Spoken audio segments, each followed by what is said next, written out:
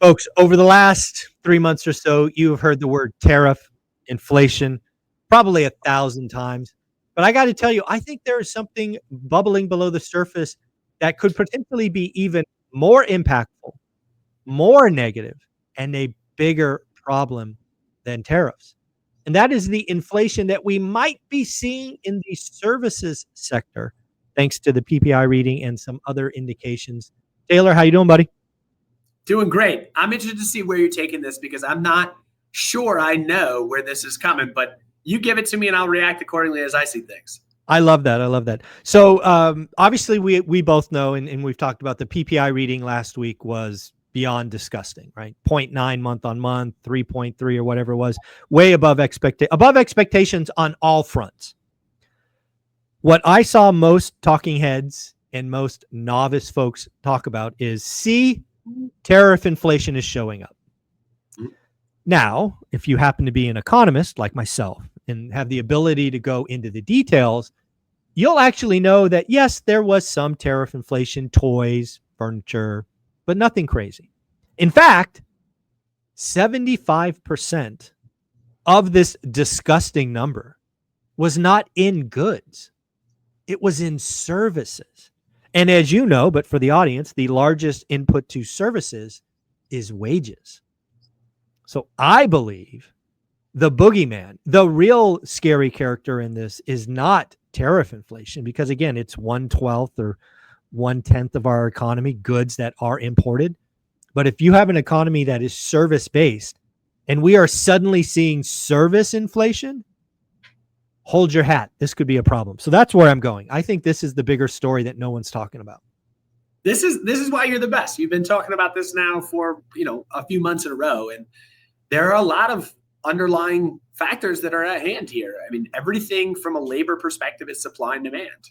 Yeah. And we know that you've had a supply shock in the negative direction. And that all comes upon the changes that we've made in immigration and moving folks back out of the country, et cetera. Deportation was the word I was looking for and couldn't think of.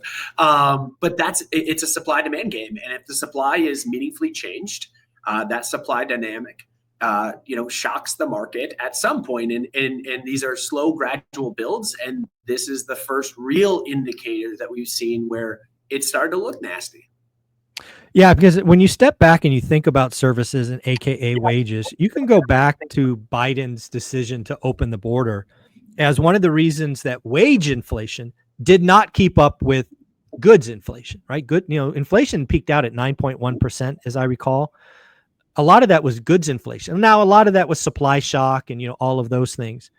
But artificially, what we saw for years is wage inflation was below inflation, which means in real terms, you're going freaking backwards.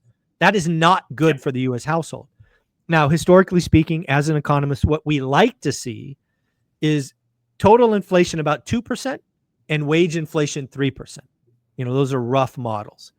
What we saw under the Biden administration or COVID or however you want to frame it is we had negative, right? The real wages went backwards.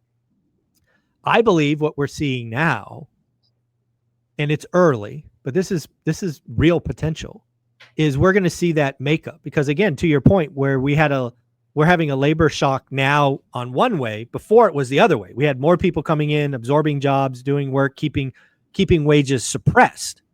Now the supply is changing, the story is changing, and wages are going up. And this could get really sticky. If we see kind of this feedback loop of wages inside services, we could see inflation go back to 4 or 5% pretty easily, I think.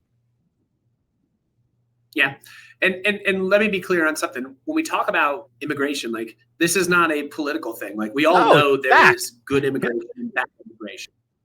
There's good and bad, right? And so we need to make a clear line of delineation if we are going to allow folks to come back into this country, the difference and what our criteria for the difference is. And then figure out a plan and stick to it. But I also think it goes back to what was going on in the economic backdrop coming out of COVID, because what you had was mass stimulus hitting, but it wasn't hitting in the way of a traditional paycheck.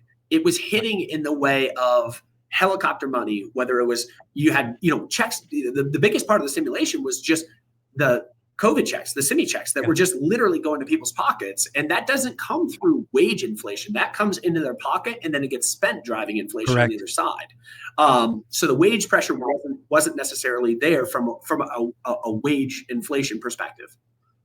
Yeah, I totally agree. And again, I think most of the media is missing it because, this tariff inflation, again, in my opinion, is going to be less than the talking heads kind of highlight. They all want to kind of make it a 1-to-1 ratio. And I think it's really clear to see that, yes, consumers will pay more, but guess what? Margins on the creator will go down. Margins on the distributor will go down. We'll see demand destruction. We'll see switching, all of these things that are very economic driven. It's just not going to show up as the big scary thing. However, services inflation, that might be 2 or 3x bigger and more impactful, and no one's talking about it.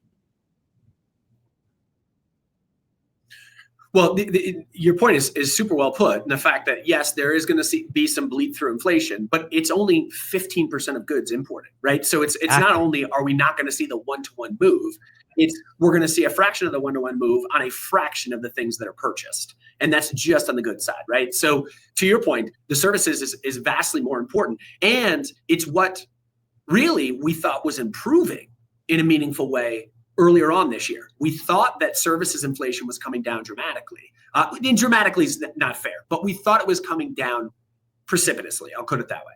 Yeah, I would argue it looked for a while that it was truly disinflation, right? It wasn't true deflation, but certainly disinflation. So the rate of change was going down.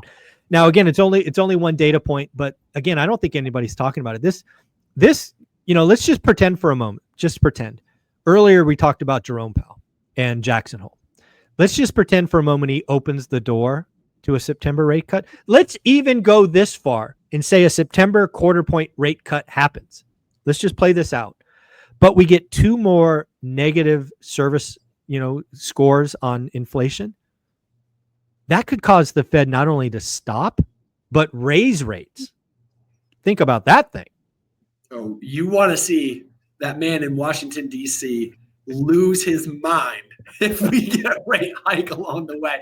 This is why I think that Friday, and we did a prior video on this, but at Jackson Hole, I think this is why Powell does not draw a hard line in the sand one way, shape, or form, because there's just too much outstanding data, and the noise in the data right now is of epic proportions, coming in highly volatile, coming in highly subject to whomever's at the BLS, whomever's here, whomever's there. And there's so much unknown right now that I don't think that he can put that staunch line on things, because if you were to cut and then all of a sudden you're Arthur Burns and then you try to become Paul Volcker on the next blink of an eye, yeah.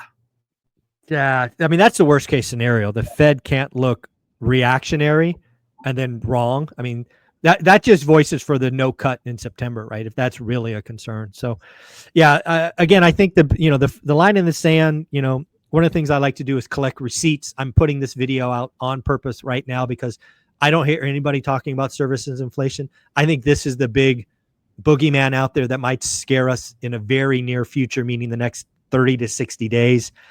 So I'm glad I'm going to have these as receipts because, dude, no one's talking about it, and it could be nasty. It could really cause the Fed to raise rates. It really could. Yeah. No, and you're right. No one is talking about this, which is why we came into this video. And I'm like, please tell me what you're talking about because I'm not hearing it anywhere else. But services are the most important piece of the economy. Labor is the most important piece of the broader economic backdrop. Services is 70% of our economic output. Labor is what drives it. And if we start to get movement in underlying wages, it bleeds through and it can get, scary. Taylor, where can people find you? Yeah, find us at Life Goal Investments. We're on both Instagram and TikTok. Folks, he does this amazing thing on Instagram. I'm sure TikTok, I don't look at TikTok, but I'm just going to assume he does. 60-second clips. Yeah, 60-second clips that feel like 5 minutes. Give him a watch. Thanks, buddy. Thanks so much.